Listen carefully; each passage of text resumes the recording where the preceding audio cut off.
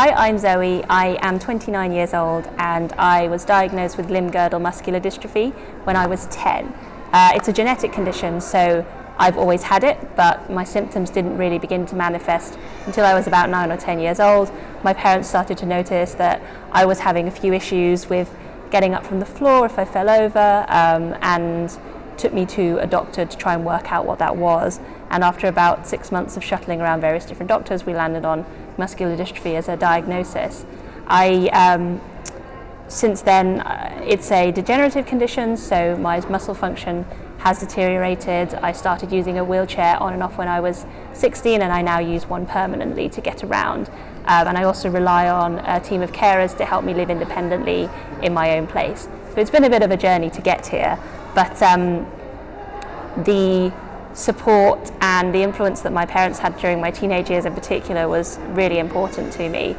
What the thing was that really helped me through was them really thinking quite far ahead in terms of what I might need and how to get there. So it didn't get to a point where we found that I couldn't do something and we hadn't already got everything in place that was needed to deal with it. So when I needed a lift to help me get up to my bedroom, my parents had already kind of kicked the ball rolling on that a couple of years prior. They introduced me to managing my own care quite early before I really needed it by having me employ somebody just for a couple of hours after school when they weren't home, so that when I moved out I was already used to managing my own carers and my care package, again, which made things go a lot more smoothly. The transition between child and adult services can be a really, really difficult one when it comes to medical needs, but also social care needs. So becoming familiar with managing that yourself before you have to really, really helps when it comes to living independently, because I didn't have to deal with all of the things around going off to university and making new friends and things, as well as a whole new wealth of care and medical concerns. We'd already kind of sorted those out when I was 16 or 17, which meant that when I did start living as an adult, I didn't have that extra burden of package of things that was new to me.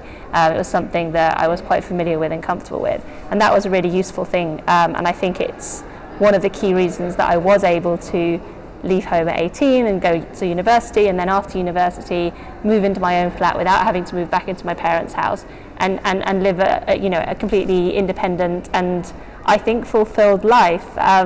It's not the end of the world having a condition like this. It just means that there are more barriers or different barriers and obstacles to overcome, and you have to think a little creatively about how you do that, but it's not necessarily something that is impossible. And certainly I feel that I've managed to get done everything that I wanted to get done in my life so far. As I say, I went to uni, I live and work full-time in London now. I got married last year, and I have a great sort of social life and a great kind of cultural life as well.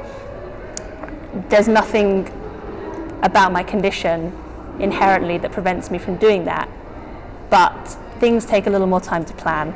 Things can be a little more difficult to problem solve, but it definitely encourages a creative mindset and a pragmatic approach to life, which has helped me a lot in my career and has helped me a lot just generally in just getting on with stuff, really.